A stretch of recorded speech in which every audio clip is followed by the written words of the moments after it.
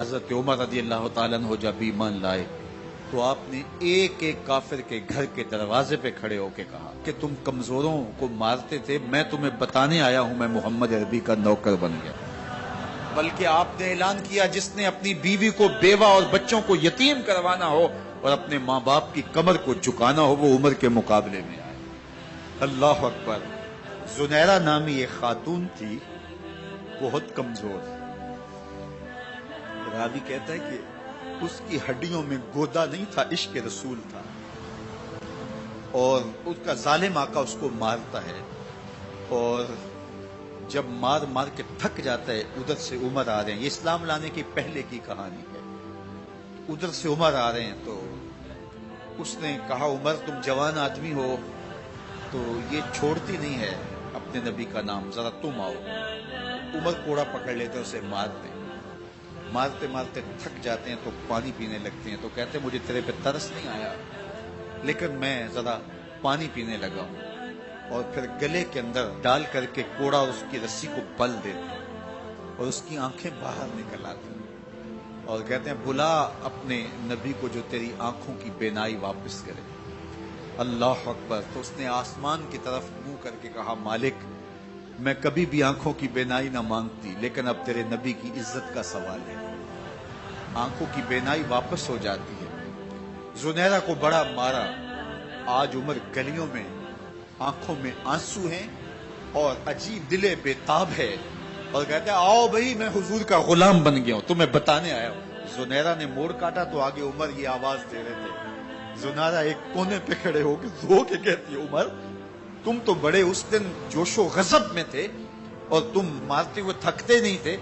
تو عمر نے کہا زنیرہ اس دن میں نے دیکھا نہیں تھا، اب میں محمد عربی کو دیکھ آیا ہوں۔ جنہ ویکھیا نہیں ہو کرن گلاں، جنہ ویکھیا نہیں ہو کرن گلاں، جنہ ویکھیا ہو تے بول دے، جڑے محرم راز حقیقت دے اور راز حقیقت کھول دے۔ تو حضرت عمر رضی اللہ تعالیٰ عنہ ایمان لائے۔ حضرت عبداللہ ابن مسعود رضی اللہ تعالیٰ عنہ فرماتے ہیں کہ حضرت عمر کا ایمان لانا مسلمانوں کے لیے عزت کا سبب تھا، ان کا ہجرت کرنا مسلمانوں کی نصرت تھی اور ان کی خلافت مسلمانوں کے لیے رحمت تھی۔ حضرت عمر رضی اللہ تعالی عنہ وہ ہیں کہ میرے حضور نے فرمایا لوگوں جب نیک لوگوں کا ذکر کرو تو میرے عمر کا تذکرہ ضرور کیا کرو۔ میرا عمر وہ ہے کہ جب وہ ایک سمت سے آ رہا ہو، ایک گلی اور بازار سے آ رہا ہو تو شیطان بھی آ رہا ہو، عمر کو دیکھ کے راستہ تبدیل کر دیتا ہے۔ حضرت عمر رضی اللہ تعالی عنہ کی طبیعت کے اندر جو جاہ و جلال تھا، طبیعت کے اندر جو سختی تھی، وہ اسلام کے اندر آ کر بھی قائم ہے، اور آپ نے وہی سختی، وہی جاہ و جلال جو پہلے مسلمانوں کے خلاف تھا اب کفار کے خلاف، منافقین کے خلاف، حضرت عمر کی طبیعت کے اندر وہ جوش و خروش بدستور موجود ہے۔ لیکن جس دن آپ خلیفہ بنے تو اس دن آپ نے ممبر پہ چڑھ کے جو خطبہ دیا اس میں کہا لوگوں میں سخت اس لیے تھا کہ رسول اللہ نرم تھے، پھر میں سخت اس لیے تھا کہ حضرت ابوبکر صدیق نرم تھے، اب میں تخت خلافت پہ بیٹھا ہوں، اب میری سختی جو ہے وہ نرمی میں تبدیل ہوگی، صرف فاسقوں، فاجروں اور باغیوں کے لیے میں سخت ہوں، باقی تمہارے لیے نرم ہوں۔ سب سے کم جو تنخواہ بیت المال سے اگر کسی وجود نے لی ہے تو وہ حضرت عمر رضی اللہ تعالیٰ نے صرف 2 جوڑے لیتے تھے سال میں، اور راوی کہتا ہے کہ میں نے دیکھا ہے کہ اس میں بھی 17 پیوند لگے ہوتے تھے۔ حضرت عمر رضی اللہ تعالیٰ عنہ کا طرز زندگی، آپ کا انداز معاشرت اور آپ کا انداز خلافت، ہر لمحہ آپ کی زندگی کا اٹھا کے دیکھیے کتنی مرتبہ قرآن حضرت عمر کی رائے کے مطابق نازل ہے۔ اللہ تعالیٰ جل شانہ نے ان کو صاحب الہام بنایا تھا۔ ہر امت میں کوئی صاحب الہام ہوتا ہے، حضور کی امت کا صاحب الہام حضرت عمر رضی اللہ تعالیٰ، اور آقا کریم نے انہیں اپنا وزیر قرار دیا، فرمایا میرے 2 وزیر آسمانوں میں ہیں، 2 وزیر زمینوں میں ہیں، آسمانوں کے وزیر جبرائیل اور میکائیل ہیں اور زمین کے وزیر ابو بکر اور عمر رضی اللہ تعالی عنہما۔ ایک دن حضرت عمر بیٹھ کے رو رہے تھے تو کسی نے کہا حضرت رو کیوں رہے ہیں؟ فرمایا کہ میں اس لیے رو رہا ہوں کہ فلاں پل سے بکریاں گزری ہیں، تو پل کے اندر شکستگی تھی، ٹوٹا ہوا تھا پل درمیان میں، اس میں ایک بکری کی ٹانگ ٹوٹ گئی ہے۔ تو میں ڈرتا ہوں کہ میرا رب یہ نہ پوچھے کہ عمر تو نے پل صحیح تعمیر نہیں کروائے تھے کہ ایک بکری کی ٹانگ کیوں ٹوٹی ہے۔ یہ ہے حضرت عمر رضی اللہ تعالی عنہ۔ اللہ اکبر۔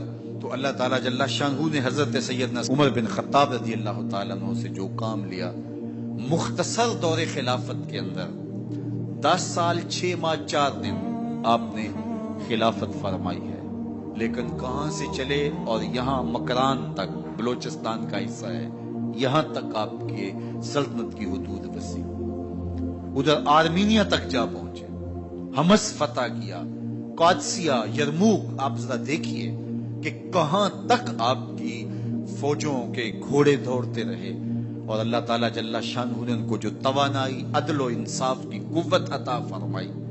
اللہ اکبر۔ جب زمین پہ عدل کیا ہو تو زمین بھی حکم مانتی ہے، اور حضرت عمر وہ تھے جن کا حکم ہوائیں بھی مانتی تھی، زمین بھی مانتی تھی، جن کا حکم جو ہے وہ آگ بھی تسلیم کرتی تھی اور دریا بھی ان کا حکم مانا کرتے تھے۔ مصر کے اندر یہ رسم بد جاری تھی کہ سال کے بعد ایک دوشیزہ کو زیورات پہنا کے اچھے لباس میں ملبوس کر کے دریا کی بھیڑ چڑھایا جاتا، اس کی قربانی دی جاتی، اس کا خون بہتا تو دریا چلتا۔ جب مسلمانوں نے مصر فتح کیا تو گورنر نے لکھا کہ اسلام تو اس طرح کی رسوم کی اجازت نہیں دیتا، لیکن خشک سالی ہے، لوگوں کی فصلیں ویران پڑی ہے، تو حضرت کیا کیا جائے؟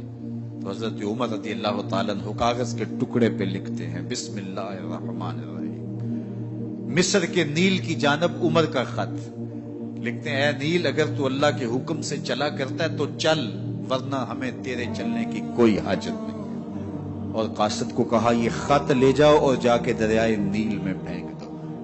قاصد جا کے خط دریائے نیل میں پھینک دیتا ہے، پانی آتا ہے، ایسا دریائے نیل چلا، 14 صدیاں ہوئی ہیں آج تک کبھی بند ہی نہیں ہوا۔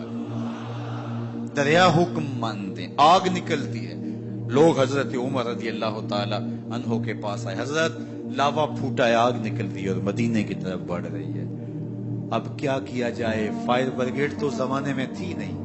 عمر نے اپنی قمیض اتاری، جس قمیض پہ 17 پیوند لگے ہوئے تھے چمڑے کے، کہا یہ قمیض لے جاؤ، جدھر آگ بڑھ رہی ہے آگے ڈھالنا، آگ پیچھے بھاگ جائے گی۔ زلزلہ آتا ہے تو زمین پہ درہ مارتے ہیں، زمین رک جا، کیا عمر نے تیری چھاتی پہ عدل نہیں کیا ہے؟ تو یہ عمر ہیں رضی اللہ تعالی عنہ کہ جن کے انصاف کی وجہ سے، جن کے عدل کی وجہ سے اللہ تعالیٰ کی رحمات، اس کی برکات کا نزول ہوتا تھا، اور اللہ تعالیٰ نے مسلمانوں کو وہ آبرو مند حکومت دی۔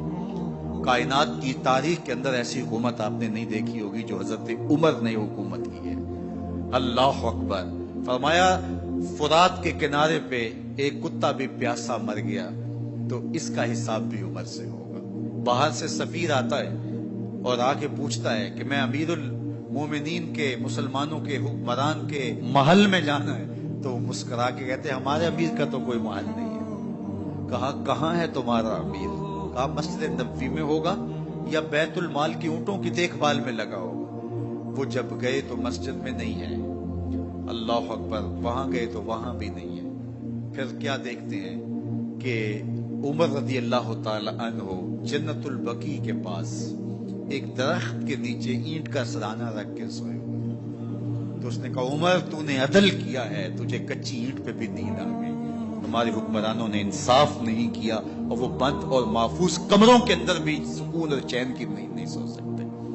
حضرت سیدنا عمر رضی اللہ تعالیٰ عنہ نے اس طرح ان امور سلطنت نبھائے، آپ دن کو لوگوں کی دیکھ بھالی کرتے، لوگوں کی ضروریات سنتے سمجھتے، اور جب رات پڑتی لوگ سو جاتے، عمر مدینے کی گلیوں میں پہرا دیتے۔ کائنات نے کوئی ایسا بھی حکمران دیکھا ہوگا؟ اللہ اکبر۔ وہ مجاہد جو مختلف محاذات پہ گئے ہوئے ہوتے، ان کے گھروں کی دیکھ بھالی کرتے، ان کی ضروریات کا خیال رکھتے، ان کی آبرو کا پہرا دیتے۔ راتوں کی تنہائیوں کے اندر حضرت عمر اٹھتے اور جا کے گشت کرتے، چکر لگاتے، دیکھتے کوئی آنکھ پر نم نہ ہو، مفلسی کا کسی گھر میں ماتم نہ ہو۔